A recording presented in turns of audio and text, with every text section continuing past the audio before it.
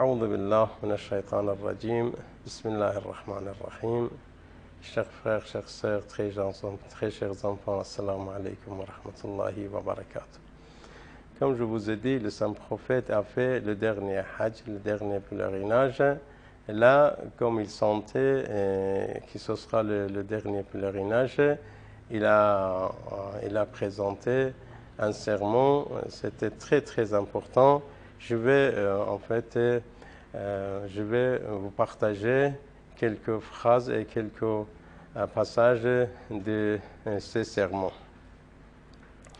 Tout d'abord, il a loué Dieu.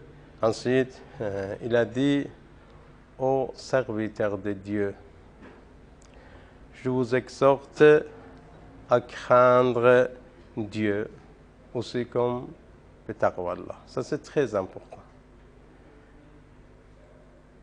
Les derniers mois de sa vie, il nous conseille d'être pieux. C'est la même chose au niveau de l'imam Ali. Imam Ali alayhi salam aussi, il a fait la même chose dans le dernier moment de sa vie. Il nous a conseillé d'être pieux. Et je vous appelle à lui obéir à Allah. Et j'implore l'aide de Dieu pour qu'il m'accorde ce qu'il y a de bien. Et ensuite, il a dit, Ayyuhan nas, ô vous les gens, écoutez ce que je vais vous expliquer. Car je ne sais pas si je vous rencontrerai de nouveau après cette année en une occasion comme celle-ci. C'est-à-dire, je ne sais pas, peut-être ma vie sera terminée, je ne vous verrai plus dans cette occasion-là, c'est-à-dire dans la cérémonie de Hajj.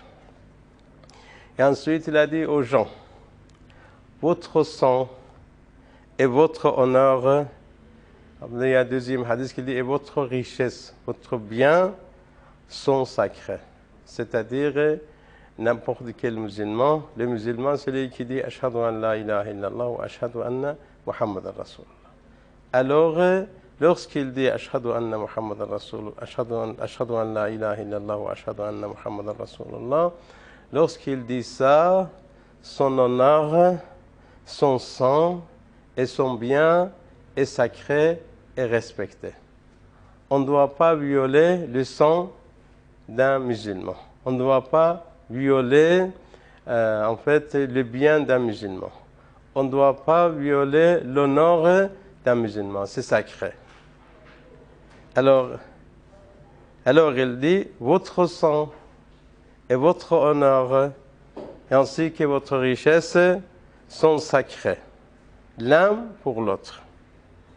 Comme ce jour et ce mois. Il a dit, vous voyez, nous sommes dans le jour de Arafat. Aujourd'hui, c'est sacré. On est en quoi? En ihram. Et le mois, nous sommes dans le mois de Hajj. Ça aussi, c'est un mot sacré. Et nous sommes dans la terre, c'est-à-dire c'est haram. Ça aussi, on est dans une terre sacrée. Alors, la terre est sacrée, le mois est sacré, et le jour est sacré. Alors, comme il est sacré, on ne doit pas violer. C'est la même chose au niveau du sang, de l'honneur, ainsi que du bien d'un musulman. Le musulman qui atteste il n'y a qu'un Dieu et Mohammed est l'envoyé de Dieu. Alors il dit, comme ce jour et ce mois, jusqu'au jour où vous rencontrerez Dieu, c'est-à-dire jusqu'au jour de la résurrection. C'est interdit. Il ne faut pas toucher le bien de quelqu'un, il ne faut pas toucher l'honneur de quelqu'un, il ne faut pas verser le sang de quelqu'un. Et toute transgression à ce sujet est illicite. Il faut respecter tout ça. Est-ce que j'ai délivré ce message, c'est-à-dire il dit, mon Dieu, mon Dieu, sois témoin, j'ai délivré ton message. Comme quoi, les musulmans, ils sont sacrés. Après, il a dit, quelqu'un qui a un dépôt de confiance, il doit le rendre à celui qui lui a confié. Si vous avez avec vous un dépôt de confiance, quelqu'un qui a déposé chez vous un dépôt de confiance, il faut le lui rendre. C'est-à-dire, il faut respecter. Vous voyez, au niveau des dépôts, il y a des choses en islam qui sont vraiment sacrées. Il dit, si quelqu'un dépose chez vous un dépôt de confiance, même s'il est votre ennemi, il faut lui rendre son dépôt. Il ne faut pas dire, comme il est mon ennemi, je ne vais pas lui donner. Ça, en fait, c'est le règlement islamique. C'est la recommandation de l'islam.